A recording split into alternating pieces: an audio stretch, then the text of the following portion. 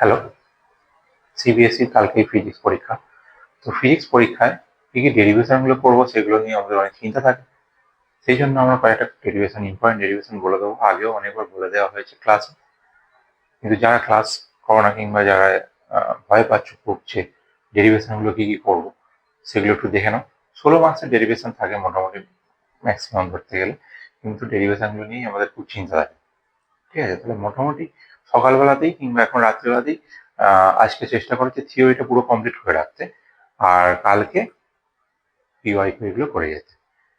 Real question solve আর এমনি যেগুলো normally important question বলা হয়ে থাকে সেই কোশ্চেনগুলো কিন্তু কালকে করতে হবে। এরকম হিসেবে করলে দেখবে আমাদের টেনশনটাও কমবে। আর ওইটাই ইম্পর্টেন্ট, টেনশনটাকে কিন্তু আমাদের বাড়িতে রেখে পরীক্ষা দিতে যেতে হবে, কিংবা এখন থেকেই টেনশনটাকে একটু দূরে সরিয়ে রাখতে হবে। কারণ টেনশন যত করবে তত কিন্তু পড়াটা কম হবে।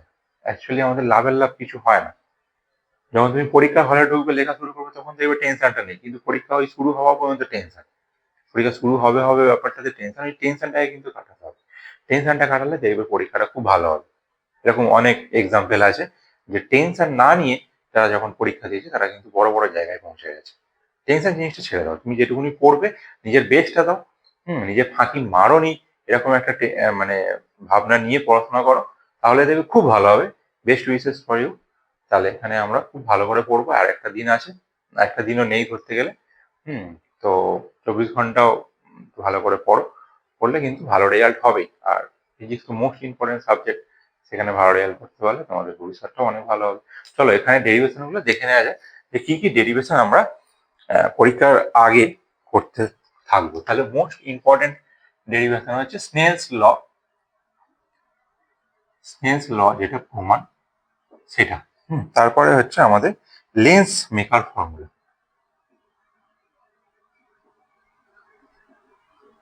লেন্স মেকার ফর্মুলাটা অনেকবার বলা হয়েছে, খুবই ইম্পর্টেন্ট। মানে এর থেকে ইম্পর্টেন্ট হয়তো বেশি কিছু হয়ই না। তারপরে এটা হচ্ছে electric field due to a charge line.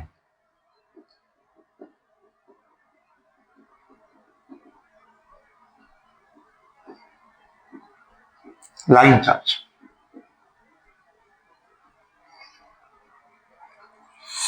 মানে একটা থিন ওয়্যারের ক্ষেত্রে যদি আমরা বলি। 4 নম্বরটা হচ্ছে refractive index of A prism.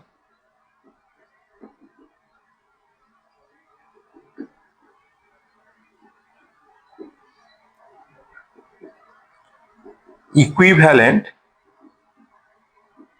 EMF of cells in parallel.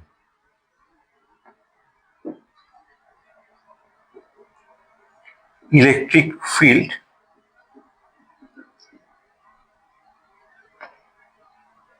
due to spherical cells.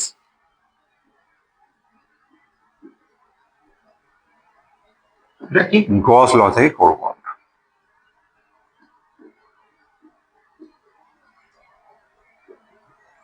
Capacitance of parallel plate capacitor.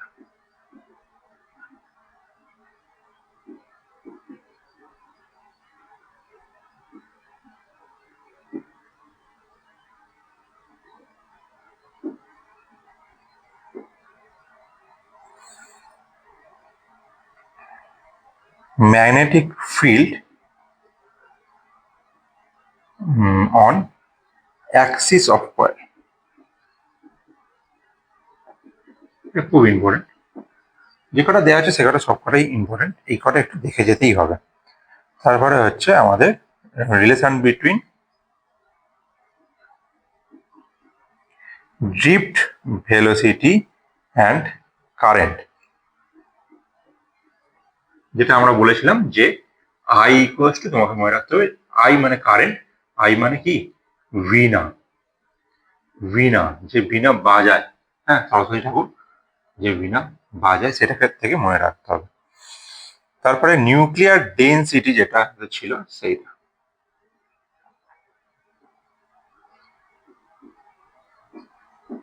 তাহলে এখানে আমাদের নিউক্লিয়ার ডেন্সিটিটাকে কনস্ট্যান্ট, আর ইন্ডিপেন্ডেন্স মাস নাম্বার অথবা সাইজের ওপর যেটা নির্ভর করে না সেটার ওপর। তারপরে magnifying power of a compound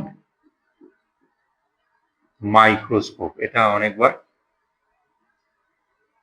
করতে বলা হয়েছে। তার সাথে সাথে কম্পাউন্ড মাইক্রোস্কোপের যে ড্রয়িং সেটা কিন্তু দেখতে হবে।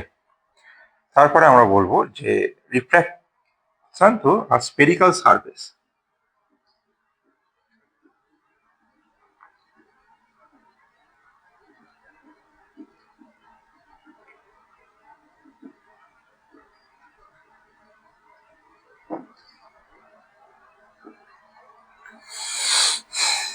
তারপরে আমরা magnetic field at the centre of circular coil.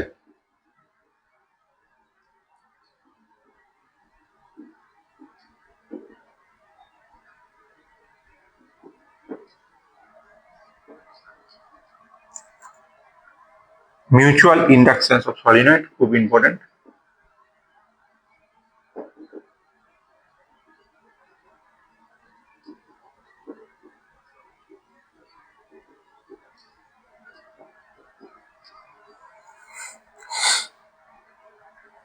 Force on parallel current carrying wire.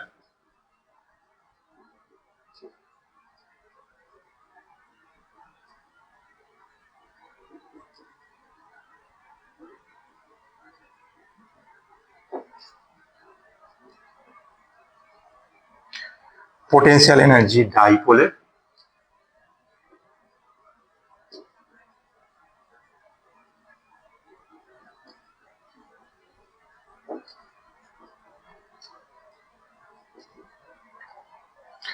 Potential energy ডাইপোলের করার পরে আমাদের টর্ক, ডাইপোলের টর্কটা করবে।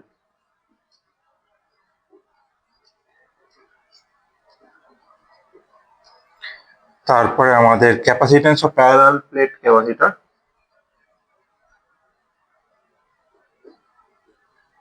প্যারালাল প্লেট ক্যাপাসিটর 19-এর দাগেরটা এখানে লেখা হচ্ছে।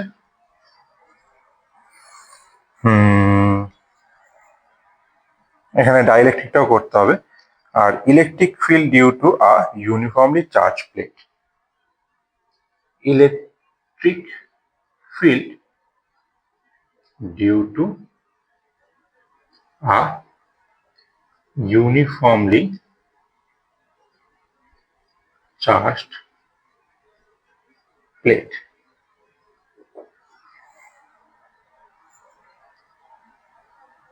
এখানে কিন্তু এই ক্যাপাসিটরটা এখানে উইথ ডাইইলেকট্রিক।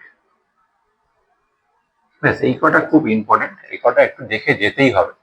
আর কারণ হচ্ছে অনেক কটার মধ্যে এই কটাকে তোমাদের চুজ করে দেওয়া হলো। অবশ্যই অন্যগুলো দেখতে হবে, কারণ ডেরিভেশন গুলো কি হচ্ছে আমাদের কনসেপ্ট ক্লিয়ার করার জন্য খুবই কাজে লাগবে। ডেরিভেশন না করলে কনসেপ্টই তোমার ক্লিয়ার হবে না। তো এই কটা কিন্তু খুব ইম্পর্টেন্ট, দেখে যেতেই হবে। আর খুব ভালোভাবে পরীক্ষা, খুব ভালো করে পরীক্ষা দাও। খুব একটা চাপ নেবে না।